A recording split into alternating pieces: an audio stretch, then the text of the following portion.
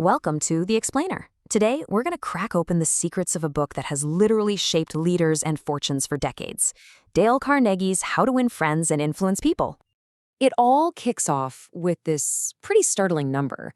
Research from the Carnegie Institute of Technology found that a full 85% of your financial success, it doesn't come from your technical skill. Nope. It comes from what they called human engineering. Basically, your ability to communicate, to lead, and to connect with people. That's where the real power is. And, this is not some new idea. Way back, over a century ago, the industrialist John D. Rockefeller said this one skill was more valuable than anything else on Earth. I mean, something he would pay a premium for. That's huge. Okay, so if 85% of our success hangs on this stuff, how do we actually master it? Well, Carnegie breaks it all down into 3 core pillars that can unlock this potential that he says is inside all of us. Let's dive into the first one. This first pillar, it really demands a radical shift in how we think. It all starts with a complete overhaul of how we handle criticism, conflict, and, the mistakes other people make. So Carnegie's first rule is just absolute, and honestly, it's a tough one. Don't criticize. He says any fool can tear someone down, but it takes real character, real self-control to try and understand them instead. And if you think that sounds like an exaggeration, get this. The infamous killer Two Gun Crawley, right? He's cornered in an apartment. Police are firing through the door, and in that moment, he writes a letter. And in it, he doesn't see himself as a villain. He sees a kind, weary soul who wouldn't hurt a fly. It's a pretty chilling reminder that no matter how wrong people are, they almost never blame themselves. And that's really the heart of the problem with criticism. It's just useless. It crushes a person's pride, it sparks this deep resentment, and boom, they're immediately on the defensive. But if you flip that, if you try to understand, well, you open the door for cooperation, you build goodwill, and you actually start inviting solutions. The legendary test pilot Bob Hoover is a perfect example of this. So a young mechanic mistakenly fills his propeller plane with jet fuel, which is a disaster. Both engines failed in midair. Hoover just barely managed to land. He sees the mechanic on the ground, just sobbing, totally terrified. And instead of yelling, Hoover walks over, puts an arm around him, and says, "To show you I'm sure you'll never do this again, I want you to service my F-51 tomorrow." Just incredible. So, if we're not criticizing, what should we be doing? We should be satisfying what the philosopher William James called the deepest principle in human nature. It's not a wish, it's not a desire, it's a craving to feel genuinely appreciated.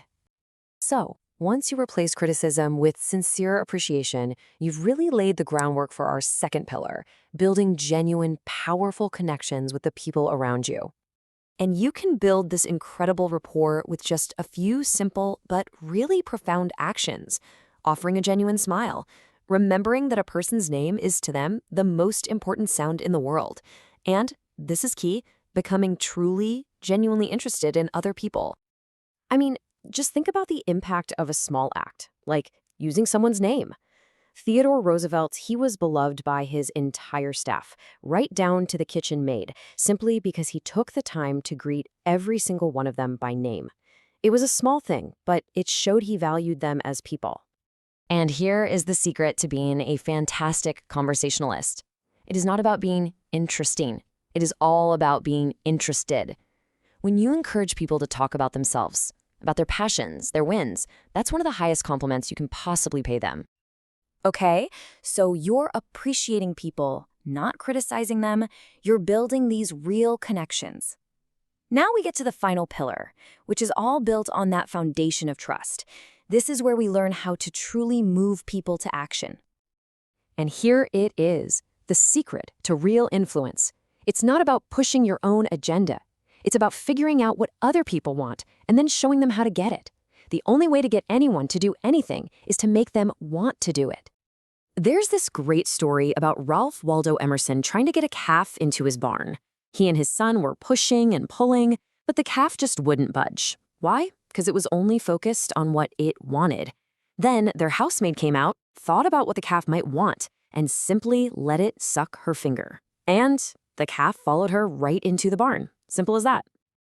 So what's the big takeaway here? These 3 pillars, they aren't just social hacks or little techniques. Carnegie really believed they are dormant powers that are inside every single one of us, just waiting to be woken up. You know, William James put it perfectly when he said we live far within our own limits, that compared to what we could be, we're only half awake. We're using just a tiny fraction of the incredible mental and physical resources we all possess. By mastering this human engineering, you're doing so much more than just winning friends. You are tapping into that other 85% of your potential that just lies there dormant. You're awakening the powers within yourself. So the only question left is, which power are you going to unlock first?